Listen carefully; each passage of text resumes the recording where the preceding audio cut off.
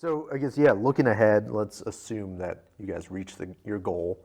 In what ways will this initiative impact the local community and maybe the broader craft beer industry as a whole? Well, for the brands that we end up partnering with, whether it's a straight contract deal or whether we actually share equity with them, so effectively merge the companies together, being part of a more efficient platform is going to be key, we believe, to surviving through the turbulence that we see happening now, and I believe is going to last longer than a lot of people hope. I hope that I'm wrong and that they're right and it's going to turn around more quickly, but having lived through the first one, it was a 7-year grind. And if you're going to emotionally survive a 7-year grind, you should be prepared for a 10-year grind. So our timeline is strategic, it's long-term. Two of my daughters work in the brewery, and we have a lot of employee ownership and buy-in. So the company is set up to go. I don't need to cash out in order to retire when I get just beat down and tired here at some point.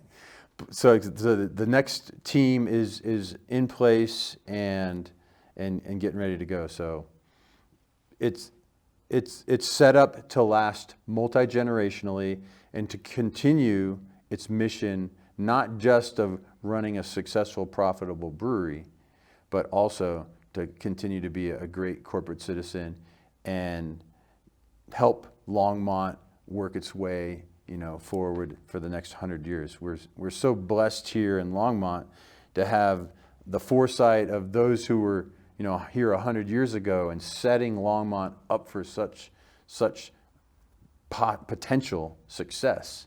And I think that, if we can be part of making some of that happen, that'll be really cool. The town has changed dramatically in the 31 years since I've moved here. And I think that we've had some role to play in that, greater or smaller, we can all debate. But I think that having breweries like us that are civically oriented and minded is good for the community at large.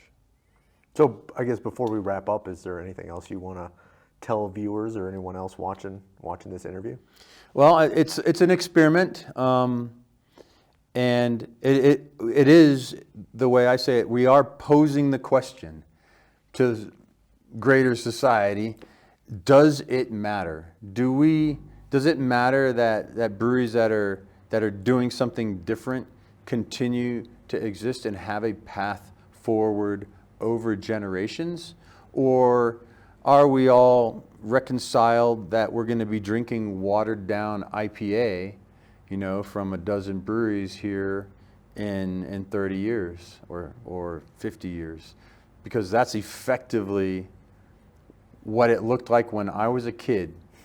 I was born in the 60s, started drinking beer in Germany in the 70s, and American beer was the laughing stock of the world.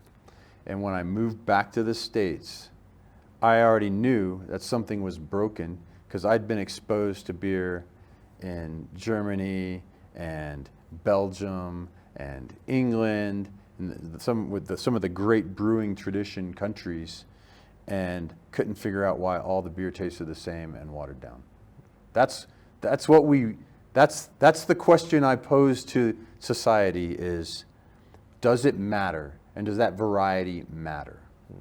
And if we can find that this path is successful for us and for a few other brands that we work together with, there will be an island of full flavored, interesting beers that we continue to make. And when you buy and support those beers, you know that you're supporting our efforts that help Longmont and the community, the wider community in which we operate, improve and we try to make it more fun and more successful. Awesome. We want to make society better to the small extent that we're able. Bike MS, it's a big one for us. I mean, we've raised over $8 million through our riding bikes and having a beer afterwards. And it's cool when you can link things together that are really fun and do it for a great cause that impacts so many lives. Absolutely. Well, thank you for all that you do. Thank you for your time. Thank you for everything you do for the community. So if anyone is interested in learning more about this, we'll include a link to the WeFunder page in the description, or you can reach out to Left Hand Brewing directly. So thank you all for watching.